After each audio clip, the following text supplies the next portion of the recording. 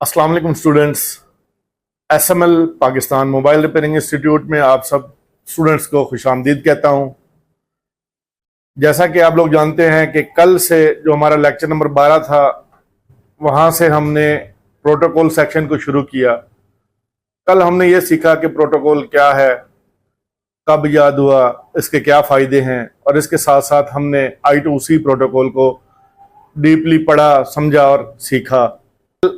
I2C protocol का जब मैंने आगाज किया पढ़ाना, तो मैंने वहां पर एक लफ्ज बोला, इंटरग्रेटेड सर्किट। वो लफ्ज बोलने में गलती थी।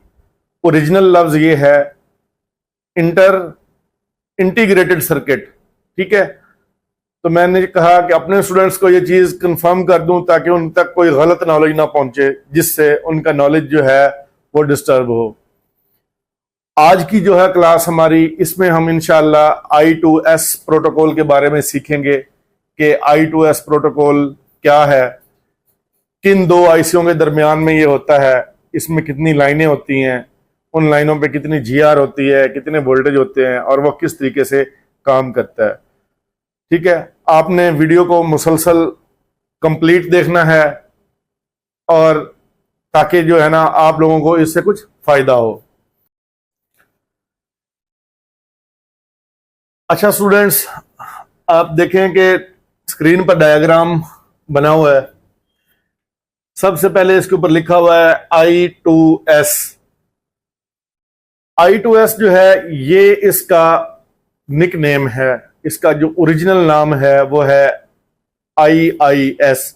IIS का मतलब होता है इंटीग्रेटेड साउंड। ठीक है, अच्छा, अब इस जो I2S प्रोटोकॉल है, इसमें दो आईसीओ की कम्युनिकेशन होती है आपस में, और 4 लाइनें जो है ना इस्तेमाल की जाती हैं इन दो आईसीओ के दरमियान कम्युनिकेशन करवाने के लिए। एक मास्टर जो CPU है, दूसरा स्लेव जो कोडेक आईसी है, इसके दरमियान 4 लाइनों से कम्युनिकेशन हो रही है। एक लाइन होगी डाटा इन की, एक होगी डाटा आउट की, एक होगी SCL, और एक होगी WS या लिरिक्स। यहां पर हर एक लाइन को हम डीपली समझेंगे ताकि हमें इस हर लाइन का काम भी पता चले और इसकी GR का भी पता चले। सबसे पहले हम डाटा इन को ले लेते हैं। डाटा इन लफ्ज सुनते ही हमें यह पता चलता है कि वो डाटा जो किसी आईसी के अंदर इन हो रहा है। हम समझते हैं कि बस ये इन हो रहा है, इसके अलावा इसका कोई और दूसरा काम नहीं। मैं आपको तसल्ली से ये समझाता हूं कि ये जो डाटा इन हो रहा है ना, ये एक आईसी का इन है और दूसरे आईसी का ये आउट है। ठीक है, अब देखें, अगर ये स्लेव में डाटा इन हो रहा है ना, तो जो CPU है इसका क्या है, ये डाटा आउट हो रहा है। ठीक है, यहां पर अगर आप देखेंगे बोर्नियो स्कीमेटिक में, तो यहां पर ये आपको यहां से डाटा आउट लिखा हुआ नजर आएगा और यहां से तीर का निशान इस तरफ जा रहा होगा। ठीक है, और यहां पर जो है ना, जो है इन लिखा होगा, डाटा इन, और यहां पर भी तीर अंदर की तरफ आईसी की तरफ रुख कर रहा है, जिससे पता चल रहा है कि यहां से आउट हुआ है और यहां पे इन हुआ है। ठीक है, इसी तरीके से जो स्लेव का डाटा आउट है वो मास्टर का डाटा इन कहलाएगा। मास्टर में उसका डाटा इन लिखा हुआ होगा और स्लेव के अंदर जो है उसका डाटा आउट लिखा हुआ होगा। ठीक है, ये चीज समझ आ गई आपको।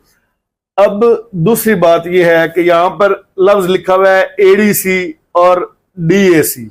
इनका क्या मतलब है? ADC का मतलब है एनालॉग टू डिजिटल कन्वर्टर, और DAC का मतलब है डिजिटल टू एनालॉग कन्वर्टर। ठीक है, अब यहां पर समझने वाली बात यह है कि जो डिजिटल टू एनालॉग है ये क्या है और एनालॉग टू डिजिटल क्या है। जब हम बोलते हैं, माइक हमारी आवाज को रिकॉर्ड करता है, सुनता है, कैच करता है, तो ये एनालॉग फ्रीक्वेंसी होती है। ठीक है, हमारी आवाज जो होती है वो एनालॉग होती है। माइक इसको कैच कर कर कोडेक आईसी को देता है, कोडेक आईसी इसको डिजिटल में कन्वर्ट करता है, इस सिग्नल को, जो एनालॉग होता है, इसको डिजिटल में कन्वर्ट करके वो देता है सीपीयू को, क्योंकि सीपीयू को सिर्फ और सिर्फ डिजिटल जो है वो सिग्नल की समझ आती है, उसको एनालॉग की कोई समझ नहीं है। डिजिटल सिग्नल में आपको पहले भी बता चुका हूं कि वो इस तरीके से ना डब्बों की शक्ल में होते हैं। जब डब्बा नीचे जाता है तो लॉजिक लो होता है, जब डब्बा ऊपर जाता है तो क्या होता है, लॉजिक हाई होता है। ठीक है, कोडिंग होती है 0101 की, ये बिट्स के हिसाब से चलता है। ठीक है, और इसको जो है ना कहते हैं डिजिटल फ्रीक्वेंसी, और सीपीयू सिर्फ डिजिटल फ्रीक्वेंसी को समझता है। ठीक है, माइक ने आवाज एनालॉग सिग्नल पकड़ा, कोडिक आईसी को दिया, कोडिक आईसी ने उसको डिजिटल में तब्दील किया, तब्दील करके इसने दे दिया सीपीयू को। ठीक है, अब जो माइक था उसकी आवाज जो है ना कोडिक में आई, और कोडिक ने उसको डिजिटल में कन्वर्ट करके किसको दे दिया, सीपीयू को। ठीक है, तो वो इसका डाटा आउट होगा और इसका डाटा इन होगा। ओके होगी बात। अब मास्टर, अभी हम क्या कहते हैं, माइक का काम खत्म हो गया, अब हम कोई गाना सुन रहे हैं, कोई ऐसी चीज जो हम देख रहे हैं, फिल्म देख रहे हैं, तो गाना आता है। ठीक है, वो क्या है, वो फ्रीक्वेंसी जब आएगी, वो सीपीयू जो है ना उस डिजिटल फ्रीक्वेंसी को क्या करेगा, कोडेक आईसी को देगा, कोडेक आईसी उसको एनालॉग फ्रीक्वेंसी में तब्दील करेगी, और वो एनालॉग फ्रीक्वेंसी हमें हमारे स्पीकर के जरिए सुनाई देगी। ठीक है, समझ लग गई है बात। सीपीयू में जो भी डाटा आएगा ना, चाहे सीपीयू उधर भेज रहा है या कोडेक आईसी इसको भेज रहा है, ये दोनों ही डिजिटल होंगे, क्योंकि सीपीयू को सिर्फ और सिर्फ डिजिटल लैंग्वेज की समझ आती है, इसको एनालॉग की कोई समझ नहीं है। ठीक है, समझ आ गई है आपको कि डाटा इन जो है, इसका जो डाटा इन है वो इस आईसी का डाटा आउट है, और जो इस आईसी का डाटा इन है वो इस आईसी का डाटा आउट बनेगा। क्लियर होगी बात। अब आ जाते हैं जी नीचे वाली लाइन, हमारी एससीएल की जो लाइन है, इसका क्या काम है। देखें, इंसान है ना, इंसान के दिल धड़क रहा है, ये धड़कन है ना, तो इंसान के सांस चल रहे हैं। धड़कन रोक दो, 2 मिनट के लिए रोक दो धड़कन को, इंसान की सांस बंद हो जाएगी, वो मरने लगेगा। ठीक है, ये जो धड़कन है ना, ये चलती रहेगी ना, तो ये डाटा ट्रांसफर होता रहेगा दोनों साइडों से, इधर से उधर जाएगा, उधर से इधर जाएगा। ये धड़कन बंद हो गई, ये डाटा ट्रांसफर होना बंद हो जाएगा। ठीक है, काम स्टॉप हो जाएगा। समझ लग गई है। तो एससीएल जो है ये इस की धड़कन है। अब आ गई बात हमारी नीचे वाली लाइन की, डब्ल्यूएस। डब्ल्यूएस का मतलब है वर्ड सिलेक्ट, मतलब अल्फाज को सिलेक्ट करना। ठीक है, और या इसको दूसरा नाम देते हैं लिरिक्स का। ठीक है, ये जनाब जो है ना लाइन, इसका ये काम है, आप हैंड फ्री लगाते हैं, एक स्पीकर राइट दूसरा लेफ्ट, ये इसको मैनेज करेगी कि कौन सी आवाज राइट वाले में जानी है, कौन सी लेफ्ट वाले में जानी है।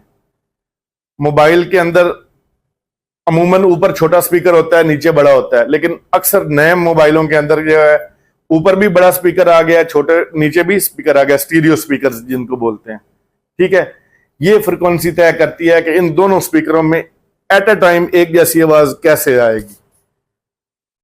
ठीक है, ऐसा भी तो हो सकता है कि एक स्पीकर में आवाज पहले आए, एक स्पीकर में आवाज बाद में आए। तो ये सारी चीजें मैनेज करने वाला जो लाइन है ना, वो है ये वर्ड सिलेक्ट या लिरिक्स की लाइन। ठीक है, तो ये 4 लाइनें जो हैं ये इस I2S प्रोटोकॉल के अंदर काम करती हैं।